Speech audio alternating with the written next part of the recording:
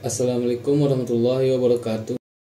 Kenalkan, nama saya Ahmad Sulaiman, NIM 3824033. Berikut adalah analisis kesalahan ejaan dan penggunaan bahasa dari artikel yang saya cari.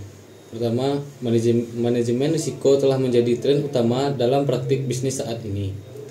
Kata manajemen lebih sesuai jika diawali huruf kapital karena merupakan bagian dari awal kalimat. Manajemen risiko telah menjadi tren utama. Yang kedua, keberhasilan bisnis. Lebih tepat jika menggunakan istilah kesuksesan bisnis agar konsisten dengan istilah sebelumnya dalam teks. Kesalahan atau saran penggunaan bahasa.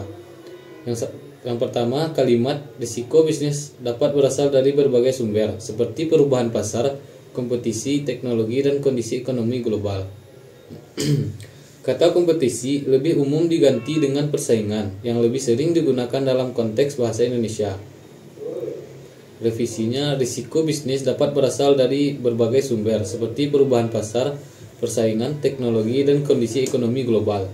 Yang kedua, kalimat risiko bisnis terjadi karena adanya ketidakpastian dan dapat mengakibatkan keuntungan atau kerugian. Penjelasan dalam kalimat ini ambigu karena risiko lebih sering dikaitkan dengan kerugian. Disarankan untuk menambahkan penjelasan jika ingin menyertakan potensi keuntungan. Revisi, risiko bisnis terjadi karena adanya ketidakpastian yang dapat berdampak positif dalam kurung keuntungan atau negatif dalam kurung kerugian. Yang ketiga, kalimat dengan pemahaman dan pengelolaan risiko yang baik, perusahaan dapat meningkatkan kinerja mereka, membangun kepercayaan pelanggan, dan mempersiapkan diri menghadapi tantangan di masa depan. Penggunaan kata mereka kurang konsisten karena perusahaan biasanya diperlakukan sebagai entitas tunggal. Sebaiknya diganti dengannya. Revisi, dengan pemahaman dan pengelolaan risiko yang baik, perusahaan dapat meningkatkan kinerjanya, membangun kepercayaan pelanggan, dan mempersiapkan diri menghadapi tantangan di masa depan. Latar belakang kesalahan ejaan adalah kesalahan dalam menulis huruf, kata, atau benda baca yang tidak sesuai dengan kaidah ejaan yang berlaku dalam satu bahasa. Fenomena ini sering terjadi karena berbagai faktor, seperti kurangnya pemahaman terhadap aturan ejaan, kekeliruan dalam mengetik, atau pengaruh kebiasaan berbicara. Metodologi pengelolaan risiko bisnis. 1. Identifikasi risiko. 2. Evaluasi dampak. 3. Rencana mitigasi. 4. Evaluasi berkala. Hasil analisis. Perencanaan pengembangan bisnis yang berfokus pada pengelolaan risiko bukan hanya penting untuk menjaga keberlangsungan bisnis, tetapi juga untuk meraih kesuksesan jangka panjang.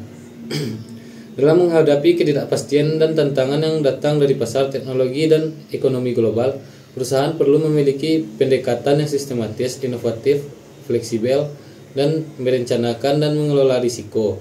Dengan pemahaman yang mendalam tentang risiko, perusahaan dapat mengurangi potensi kerugian, meningkatkan kinerja, dan membangun kepercayaan pelanggan yang semuanya berkontribusi pada kesuksesan bisnis yang berkelanjutan.